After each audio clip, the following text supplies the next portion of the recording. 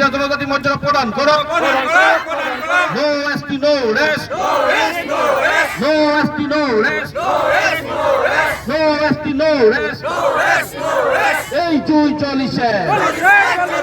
এই জুই জ্বলিছে এই জুই জ্বলিছে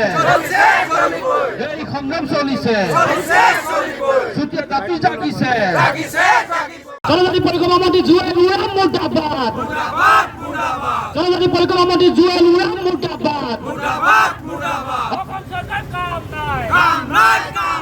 অসম চৰকাৰ কাম নাই জনজাতি আমাক লাগিবই জনজাতি আমাক লাগিবই জনজাতি আমাক লাগিব জিন্দাবাদ জনজাতি আমাক লাগিবই জনজাতি আমাক লাগিবই আজি অসমৰ এটা প্ৰাচীন ভূমিপুত্ৰ চুতীয়া জনগোষ্ঠীক দীৰ্ঘদিন ধৰি ৰাজনৈতিক দলসমূহে জনজাতিকৰণৰ নামত ৰাজনীতি কৰি আছে। গতিকে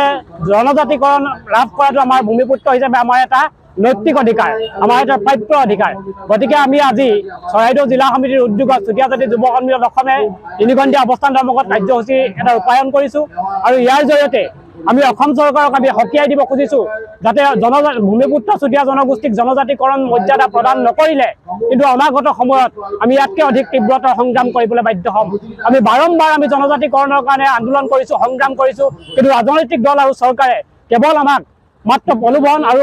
নিৰ্বাচনৰ ৰাজনীতি, ভোটৰ ৰাজনীতি কৰি আমাৰ জনগোষ্ঠীৰ আৱেগ অনুভূতিক বাৰে বাৰে তেওঁলোকে প্ৰতাৰণা কৰি আহিছে, চূড়ান্ত প্ৰতাৰণা কৰিছে জনগোষ্ঠীটোৰ ওপৰত। গতিকে আমি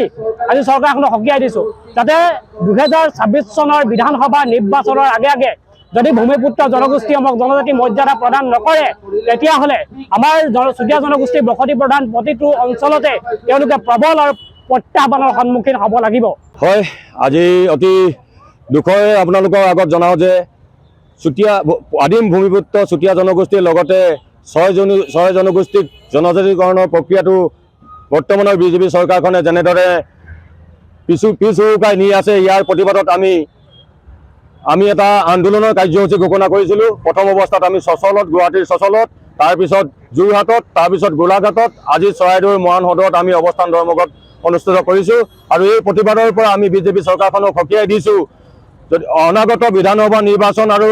পঞ্চায়ত নিৰ্বাচনৰ আগত যদি আমাক জনজাতিকৰণ আৰু স্বায়ত্ব শাসন প্ৰদান নকৰে আমি বিজেপি চৰকাৰৰ বিৰুদ্ধে বিপুল জনমত গঠন কৰি বিজেপি চৰকাৰক অসমৰ পৰা পুলিয়ে পোখাই উঘালি পঠিয়াবলৈ বদ্ধপৰিকৰ হৈছোঁ। চুতীয়া জনগোষ্ঠীৰ ৰাইজে কঁকালত টঙালি বান্ধি এইবাৰ মাৰ বান্ধি লৈছে। এইবাৰ কিন্তু আমি বিজেপি চৰকাৰৰ কোনো মিথ্যাচাৰত আমি ভুল নাযাওঁ। বিজেপি চৰকাৰৰ এই মিথ্যাচাৰৰ প্ৰতিফল কিন্তু অহা বিধানসভা নিৰ্বাচনত আমি নিশ্চিতভাৱে দিম আৰু ইয়াৰ লগতে আমি এই অৱস্থান ধৰ্মঘটৰ লগতে আমি আগন্তুক ভোগালী বিহুৰ প্ৰাকক্ষণত নৱবৰ্ষৰ ধামখুমীয়াৰ মাজতে ভোগালী বিহুৰ প্ৰাকক্ষণত আমি অমৰণ অন্বেষণৰ দৰে কাৰ্যসূচী হাতত লৈছোঁ। অহা 8 জানুৱাৰীৰ পৰা যোৰহাটৰ সদৰত অসমৰ বিভিন্ন জিলাৰ পৰা মানুহ একত্ৰিত হৈ আমি অমৰণ অন্বেষণৰ দৰে কাৰ্যসূচী হাতত ল'ম আৰু বিজেপি চৰকাৰক পুনৰ সোঁৱৰাই দিছোঁ, আপোনালোকে চুতীয়া জনগোষ্ঠীকে ধৰি 6 জনগোষ্ঠীক অনতিপলমে জনজাতিকৰণ আৰু স্বায়ত্ব শাসন প্ৰদান কৰক, অন্যথা কিন্তু আপোনালোকৰ চৰকাৰৰ এইবাৰ নিস্তাৰ নাই। যিকোনো খবৰৰ বাবে যোগাযোগ কৰক 7099017330 লগতে 7099017110 নম্বৰত।